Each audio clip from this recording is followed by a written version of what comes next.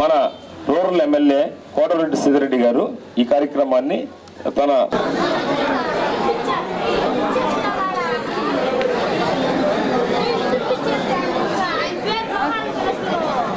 అంటే సేవా కార్యక్రమాలు ఆయన గవర్నమెంట్ మన కాదు కాబట్టి ఆయన గవర్నమెంట్ సహకరించడం లే అందువల్ల ఇట్లాంటివన్నీ కూడా ఆయన సొంత ఖర్చులతో ఆయన కష్టంతో అన్నీ నెరవేరుస్తున్నారు. అందువల్ల మనం అది అన్ని రకాలుగా ఆయన ఆదరించి ఆయన అడుగుజాడల్లో నడిచి ఆయన మనం అనుసరించి ఆయన మన మనిషిగా ఎంతకాలం అయినా ఉంది.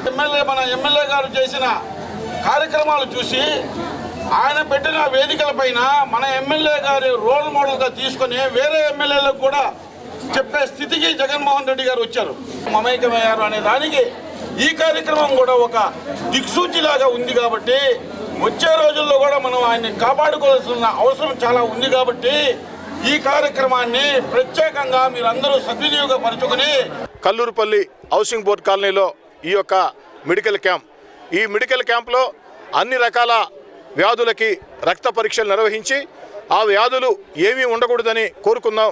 ఒకవేళ ఆ వ్యాధులు ఉన్నట్లయితే అందుకు సంబంధించినటువంటి మందులు ఇవ్వటం జరుగుతుంది. అదేవిధంగా కంటి జబ్బులతో బాధపడే వ్యక్తులకి ఆపరేషన్లు అవసరమైతే పూర్తి స్థాయిలో ఆపరేషన్లు చేయించడం జరుగుతుంది. కళ్ళజోడు అవసరమైతే కళ్ళజోడు అందించడం జరుగుతుంది. నా ఉద్దేశం ఒకటే, అనేక మంది తమకి ఏ వ్యాధులు ఉన్నాయో తెలియక అకస్మాత్తుగా ప్రమాదాలకు గురవుతూ ఉన్నారు. చిన్న చిన్న వయసులోనే ఆ యొక్క ప్రమాదాలకు గురై ఆ కుటుంబాలకి విషాదాన్ని మిగులుస్తూ ఉన్నారు.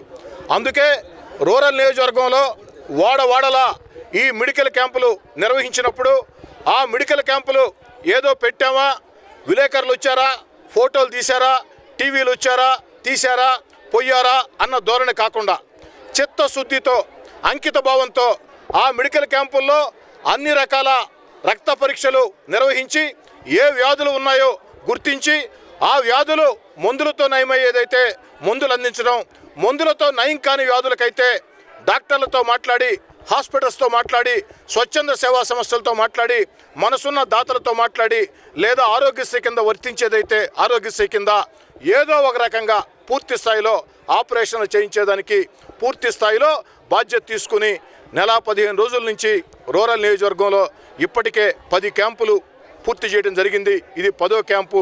ఈ యొక్క మెగా మెడికల్ క్యాంపుల్ని సద్వినియోగం చేసుకోవాలని రూరల్ నియోజకవర్గంలో ఉండే ప్రజలందరికీ కూడా పిలుపునిస్తా ఉన్నా.